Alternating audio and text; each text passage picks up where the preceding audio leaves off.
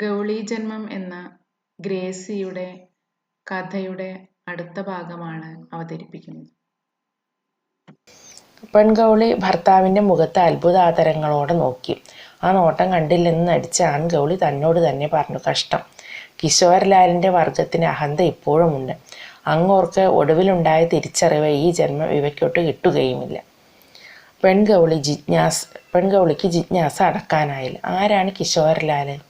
അപ്പോൾ പെൺഗൗളി ഭർത്താവിനെ ആദരവോട് കൂടിയിട്ടും ബഹുമാനത്തോടു കൂടിയിട്ടൊക്കെ ഇങ്ങനെ നോക്കുകയാണ്. കാരണം ഒരുപാട് അറിവുകൾ ഇയാൾക്കുണ്ടല്ലോ, എവിടുന്നപ്പോൾ ഈ അറിവുകളൊക്കെ കിട്ടിയതെന്ന് വിചാരിച്ചിട്ട്. അപ്പോൾ അതോടുകൂടി ഭർത്താവിനെ കുറച്ചും കൂടി ആ ഒരു അഹന്ത വർദ്ധിക്കണമുണ്ട്. തനിക്കിതിൽ കൂടുതൽ അറിയാമെന്ന് പെൺഗൗളിയെ മനസ്സിലാക്കി കൊടുക്കാനുള്ള ആ ഒരു വെപ്രാണം അത് അയാൾ കാണിക്കുന്നുണ്ട്. അപ്പോഴാണ് കിശോരലാലിൻ്റെ കാര്യം പറഞ്ഞത്. അപ്പോൾ പെൺഗൗളിക്ക് ഇതൊന്നും തന്നെ അറിയില്ല.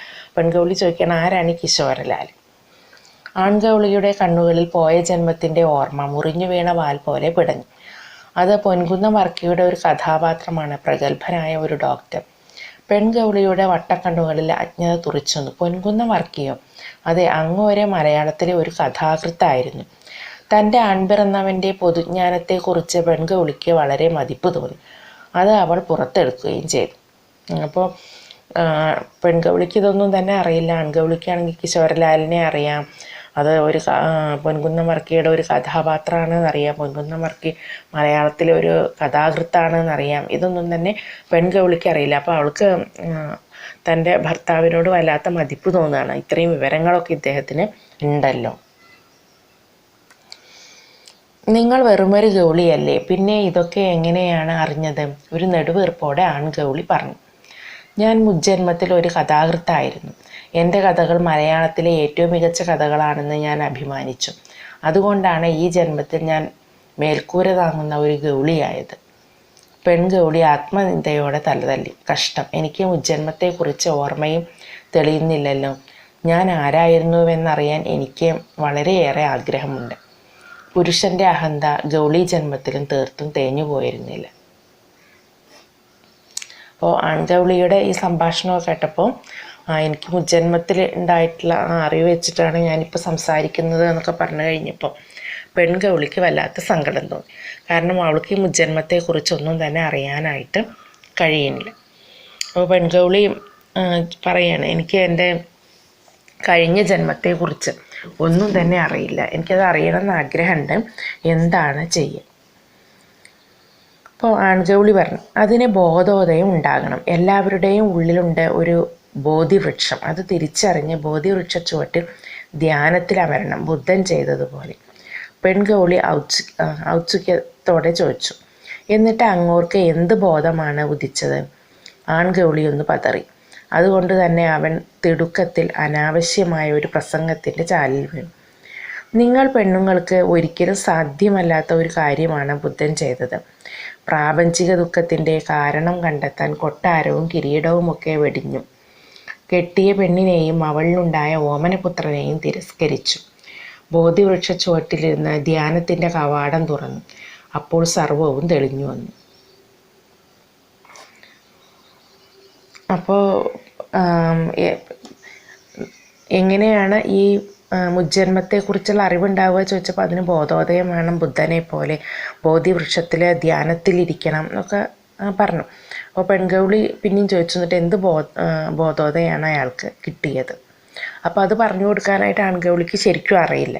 അപ്പോൾ ആൺഗൗളി ഒന്ന് പതറി എങ്കിലും അവിടെ ഉരുണ്ട് കളിച്ചിട്ട് അതിൻ്റെ മറുപടി പറയാനായിട്ടുള്ളൊരു ശ്രമം നടത്തുകയാണ്. അപ്പോൾ പെണ്ണുങ്ങൾക്ക് അതൊരിക്കലും സാധിക്കില്ല. പ്രാപഞ്ചിക ദുഃഖത്തിൽ നിന്നൊക്കെ മുക്തനായിട്ട് തൻ്റെ ഭാര്യയെയും മകനെയും ഒക്കെ ഉപേക്ഷിച്ച് ബോധിവൃക്ഷ ചുവട്ടിൽ തപസ് ചെയ്തിട്ട് ബുദ്ധന് ബോധോദയം ലഭിച്ചു എന്ന് പറയാം. അദ്ദേഹത്തിൻ്റെ മനസ്സിൽ സർവ്വതും തെളിഞ്ഞു വന്നു. അപ്പോൾ ഇവിടെ പെണ്ണുങ്ങൾക്ക് ഒരിക്കലും സാധ്യമാവില്ല, പക്ഷെ പുരുഷന് സാധ്യമാവും. അപ്പോൾ പെണ്ണുങ്ങൾക്ക് തൻ്റെ ഭർത്താവിനെയും മകനെയും ഒക്കെ ഉപേക്ഷിച്ചിട്ട് ബോധിവൃക്ഷ ചുവട്ടിൽ പോയിട്ടോ ധ്യാനത്തിൽ അമർന്നിരിക്കാനായിട്ട് ഒരിക്കലും സ്വസ്ഥത കിട്ടില്ല എന്നുള്ള ആ ഒരു കാര്യം. പക്ഷെ അത് പുരുഷന് കഴിയും. അപ്പോൾ അവിടെ തൻ്റെ ക്രിയാത്മകത അല്ലെങ്കിൽ താൻ ചെയ്തു തീർക്കേണ്ടതായിട്ടുള്ള തൻ്റേതായിട്ടുള്ള ചുമതലകൾ, ആ ചുമതലകളിൽ നിന്ന് വിട്ടു നിൽക്കുന്ന പുരുഷനെ പരിഹാസപൂർവ്വം കാണിക്കുക തന്നെയാണ് ചെയ്തിട്ടുള്ളത്. സ്ത്രീക്ക് ഒരിക്കലും ആ ചുമതലകളിൽ നിന്ന് വിട്ടു നിൽക്കാനായിട്ട് കഴിയില്ല. പുരുഷനാണെങ്കിൽ അവനെല്ലാം പൊട്ടിച്ചെറിഞ്ഞ് തൻ്റേതായിട്ടുള്ള ലോകത്ത് പോകാനായിട്ട് കഴിയും എന്ന് വളരെ പരിഹാസപൂർവ്വം നമ്മളെ ഓർമ്മിപ്പിക്കുകയാണ് ചെയ്യുന്നത്. അപ്പോൾ അവൻ്റെ ഇണ പെണ്ണുങ്ങൾക്ക് കൈമുതലായ പിടിവാശി ഉപേക്ഷിക്കാൻ തയ്യാറായില്ല. അപ്പോൾ അവിടെ സ്ത്രീയുടെ ഒരു പൊതു സ്വഭാവം പറയുക, എന്തെങ്കിലും കിട്ടിക്കഴിഞ്ഞാൽ അത് മുഴുവനായിട്ട് അറിയണം എന്നുള്ള അവളുടെ ആഗ്രഹം. അപ്പോൾ എൻ്റെ ചോദ്യത്തിന് ഉത്തരം കിട്ടിയില്ല. ആൺഗൗളി പിന്നെയും പതറി വട്ടക്കണ്ണുകൾ 1-2 വട്ടം ചിമ്മി തുറന്ന് അവൻ പറഞ്ഞൊപ്പിച്ചു, മമതയാണ് സർവ്വ ദുഃഖങ്ങൾക്കും കാരണമെന്ന ബോധം. മമത, ഇഷ്ടം, ആഗ്രഹം. അപ്പോൾ ഈ ആഗ്രഹങ്ങളാണ്, ഇഷ്ടങ്ങളാണ് എല്ലാ ദുഃഖങ്ങൾക്കും കാരണം എന്നാണ് അദ്ദേഹത്തിന് തപസ് ചെയ്തിട്ട് കിട്ടിയത് എന്ന് പറഞ്ഞു. അപ്പോൾ ഇത് കേട്ടോട് കൂടിയിട്ട് പെൺഗൗളി പൊട്ടിച്ചെലിച്ചു. ഇത് കണ്ടെത്താനാണോ ആ പാവൻ രാജകുമാരൻ ഇക്കണ്ട ത്യാഗങ്ങളൊക്കെ സഹിച്ചത്? കഷ്ടം. അടുക്കള ചുവരുകൾക്കുള്ളിൽ കരിയും പുകയും പിടിച്ചു കിടക്കുന്ന പെണ്ണുങ്ങൾക്ക് പോലും അറിയാമല്ലോ ഇത്. ആൺഗൗളിയുടെ അഭിമാനം നുറുങ്ങിപ്പോയി. അപ്പം ഇങ്ങനെയുള്ള ഒരു നിസ്സാര കാര്യത്തെ വളരെയധികം പർവ്വതീകരിച്ച് പറഞ്ഞ് എല്ലാം ആണുങ്ങൾക്ക് മാത്രമേ ചെയ്യാൻ കഴിയൂ എന്നുള്ള ആ പുരുഷൻ്റെ അഹങ്കാരം അതിനെ അവിടെ താഴ്ത്തി കാണിക്കുകയാണ് ചെയ്യുന്നത്. അപ്പോൾ ഇത്രയും കഴിഞ്ഞപ്പോഴേക്ക് മുറിയിലുണ്ടായിട്ടുള്ള സംഭവ വികാസങ്ങളിലേക്ക് വീണ്ടും അവർ പോവാൻ. അപ്പോൾ മുറിയിൽ നിന്നും പൊടുന്നനെ ഉയർന്ന കരച്ചിൽ അവരുടെ ശ്രദ്ധ താഴേക്ക് ഓർന്നു. കാര്യം മനസ്സിലായപ്പോൾ പെൺഗൗളിയുടെ കണ്ണുകൾ നനഞ്ഞു. ദാ പാവം ചെറുപ്പക്കാരൻ മരിക്കുകയാണ്. അയാളുടെ ചുണ്ടുകളിൽ ഇപ്പോഴും എൻ്റെ കുഞ്ഞ് എന്നൊരു സങ്കടം പിടഞ്ഞുകൊണ്ടിരിക്കുകയാണ്.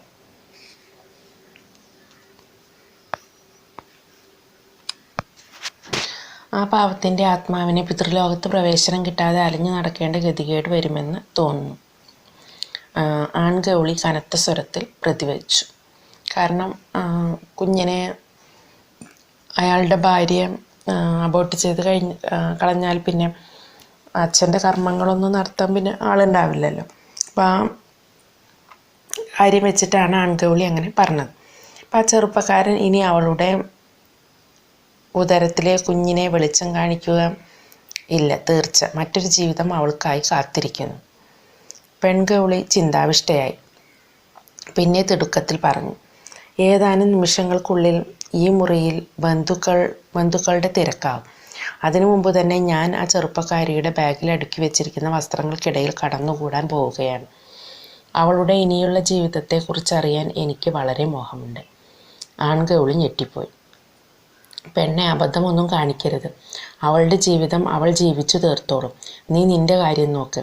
എൻ്റെ കുഞ്ഞുങ്ങളുടെ അമ്മയാകാനുള്ളവളാണ് നീ എന്ന കാര്യം വിസ്മരിക്കേണ്ട. വാൽ വിറപ്പിച്ച് പെൺഗൗളി തിരിഞ്ഞു. നിങ്ങളുടെ കുഞ്ഞുങ്ങളുടെ അമ്മയാവാൻ ഏത് പെൺഗൗളിക്കും കഴിയും. പക്ഷേ ഇത് ഞാൻ തന്നെ കണ്ടെത്തേണ്ട കാര്യമാണ്. തന്നെയുമല്ല, പെണ്ണുങ്ങളെ കൊണ്ട് എന്തൊക്കെ സാധിക്കുമെന്നും എനിക്കറിയേണ്ടതുണ്ട്. ഇത്രയും പറഞ്ഞ പെൺഗൗളി താഴേക്ക് കുതിച്ചു ചാടി ആൺഗൗളിയുടെ ജീവിതത്തിൽ നിന്നും അപ്രത്യക്ഷയായി. ഇത്രയാണ് കഥ. അപ്പം അതായത് സ്ത്രീ സ്വാതന്ത്ര്യം എന്ന് പറയുന്നത് സ്ത്രീകൾ തന്നെ നേടിയെടുക്കേണ്ടതാണ് എന്നുള്ളൊരു വലിയ ആശയം അവിടെ കഥാകൃത്ത് അവതരിപ്പിക്കുന്നുണ്ട്. കാരണം ആ പെൺകുട്ടി, ആ യുവാവ് മരിച്ചു കഴിഞ്ഞു. അപ്പോൾ അവളുടെ ജീവിതത്തിൽ ഇനി എന്താണ് സംഭവിക്കുക? അവളുടെ ജീവിതം മുഴുവനും അങ്ങനെ ഒഴിഞ്ഞു വയ്ക്കുകയോ അല്ലെങ്കിൽ അവൾ ആ കുട്ടിയെ വളർത്തി തൻ്റെ ജീവിതവും അതോടൊപ്പം മുന്നോട്ട് കൊണ്ടുപോകുമോ?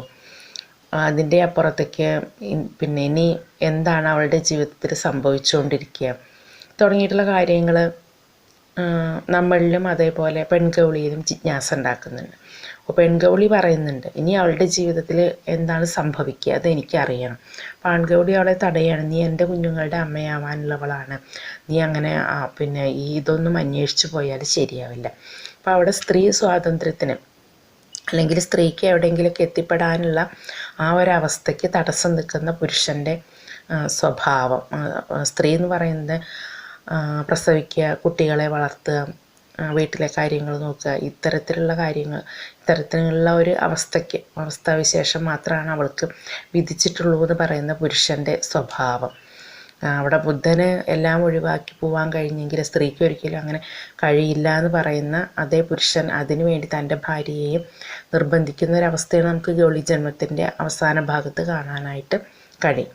അപ്പോൾ അതിൽ നിന്ന് താൻ സ്വയം സ്വാതന്ത്ര്യം പ്രാപിക്കുന്ന പെൺകൗളിയെയാണ് കാണുന്നത്. ഇത് ഞാൻ തന്നെ ചെയ്തു തീർക്കേണ്ടതാണ്, അതുകൊണ്ട് പെണ്ണുങ്ങളെ കൊണ്ട് എന്തൊക്കെ ചെയ്യാൻ പറ്റുമെന്നും എനിക്ക് അറിയേണ്ടതുണ്ട്, അതുകൊണ്ട് ഞാൻ തന്നെ ഇതിന് മുന്നിട്ടിറങ്ങണം എന്ന് പറഞ്ഞ് നേരെ തൻ്റെ ജീവിത ലക്ഷ്യങ്ങൾ നിറവേറ്റാനായിട്ട് പോകുന്ന പെൺകൗളിയെ നമുക്ക് കാണാനായിട്ട് കഴിയും. അപ്പം അത്തരത്തിൽ സ്ത്രീക്ക് ചെയ്യാൻ കഴിയുന്ന കാര്യങ്ങൾ അവളെ സ്വയം ചെയ്തു തീർത്ത് മറ്റുള്ളവരുടെ മുമ്പിൽ ഞാനും ഒരു വ്യക്തിയാണ് തെളിയിക്കണം എന്നുള്ള ഒരു ആഹ്വാനം അത് കഥാകൃത്തിൻ്റെ ഭാഗത്ത് നിന്ന് നമുക്ക് കാണാനായിട്ട് കഴിയും.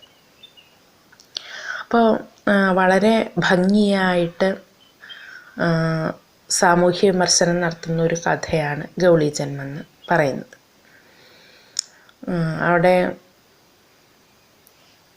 ആശുപത്രി എന്ന് പറഞ്ഞാൽ എന്താണെന്ന് ആദ്യം പറയേണ്ടത്, അതിനുശേഷം ദാമ്പത്യ ജീവിതത്തിൻ്റെ ഊരാക്കുടുക്കുകളും അതിൻ്റെ അസ്വസ്ഥതകളും ഒക്കെ അവിടെ എടുത്തു കാണിക്കുന്നുണ്ട്.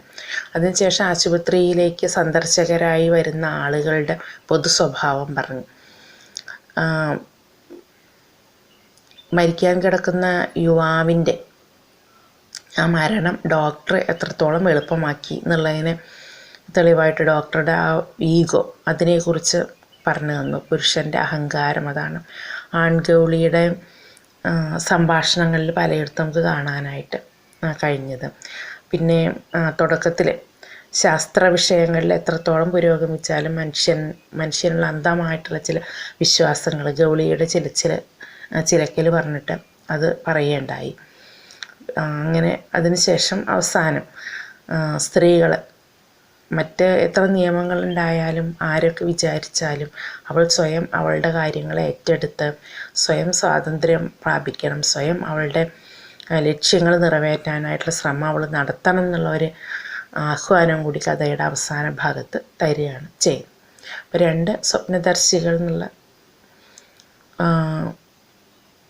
പുസ്തകത്തിൽ കഥയാണ് ഗൗളി ജന്മം എന്ന് പറയുന്ന ഗ്രേസിയുടെ കഥ. ഇത്രയാണ് കഥയിൽ വരുന്നത്.